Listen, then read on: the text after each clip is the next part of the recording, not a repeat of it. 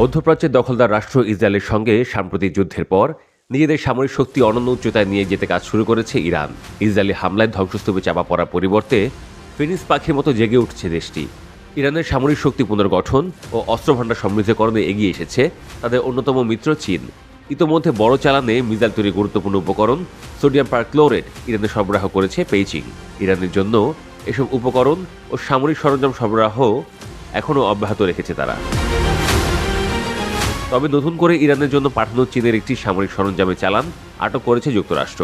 শুক্রবার ভারত মহাসাগরে এসব সরঞ্জাম আটক করা হয়েছে বলে জানায় মার্কিন সংবাদ মাধ্যম ওয়াল স্ট্রিট জার্নাল।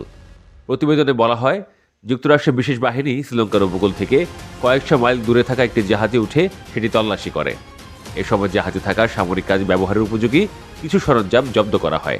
তবে এসব সামরিক পণ্য জব্দ করার পর জাহাজটিকে তাদের গন্তব্যে যেতে দেওয়া হয়। মার্কিন কর্মকর্তারা জানান, এই চালানটির উপর আগে নজরদারি চালাচ্ছিল ওয়াশিংটন। সাম্প্রতিক বছরগুলোর মধ্যে এই প্রথম যুক্তরাষ্ট্রের সেনাবাহিনী চীন থেকে ইরানে পাঠানো কোনো সামরিক চালান আটক করল। এদিকে গত মাসে যুক্তরাষ্ট্রের কংগ্রেসের 2 ডেমোক্রেট সদস্য পররাষ্ট্রমন্ত্রী ও সিআইএ প্রধানকে চিঠি দিয়ে চীন থেকে ইরানে পাঠানো ক্ষেপণাস্ত্র তৈরির উপকরণ দিয়ে তদন্তের দাবি জানান। মার্কিন পররাষ্ট্রমন্ত্রী মার্কো রুবিও এবং সিআইএ প্রধান জন র্যাডক্লিফকে লেখা চিঠিতে রাজা কৃষ্ণমূর্তি ও জো কোর্টি নামের ওই 2 কংগ্রেস সদস্য বলেন, চীনা কোম্পানিগুলো জাতিসংঘের নিষেধাজ্ঞা লঙ্ঘন করে ইরানে প্রায় 2000 টন সোডিয়াম পারক্লোরেট পাঠিয়েছে। এর রাসায়নিক পদার্থ ব্যালিস্টিক ক্ষেপণাস্ত্র জ্বালানি তৈরিতে অত্যন্ত গুরুত্বপূর্ণ। চিঠিতে বলা হয়, সেপ্টেম্বর শেষ দিক থেকে 10 থেকে 12টি জাহাজে করে এসব রাসায়নিক ইরানের বন্দর আব্বাস বন্দরে পৌঁছেছে।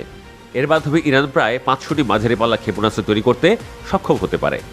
জুনে ইসরায়েলের সঙ্গে 12 দিনের যুদ্ধের পর ইরান তার অস্ত্রভাণ্ডার পুনর্গঠন করছে বলেও দাবি করা হয়। কংগ্রেস সদস্যরা বলেন, ইরানের ব্যালিস্টিক ক্ষেপণাস্ত্র ও পারমাণবিক অস্ত্র বহনের সক্ষমতা বাড়াতে তাদের যে কোনো ধরনের সহায়তা করা নিষিদ্ধ। তাই চীন থেকে পাঠানো এইসব চালান জাতিসংঘের নিষেধাজ্ঞার সরাসরি লঙ্ঘন।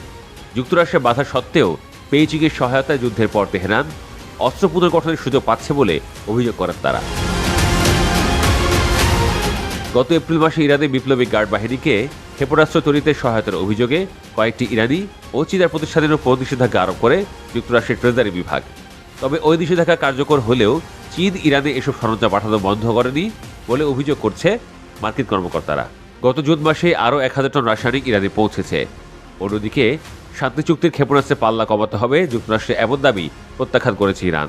এই দাবি তাদের আত্মরক্ষার সক্ষমতাকে সীমিত করার অপকৌশল এবং তা কোনোভাবেই গ্রহণযোগ্য নয় বলে মন্তব্য করেছে তেহরান।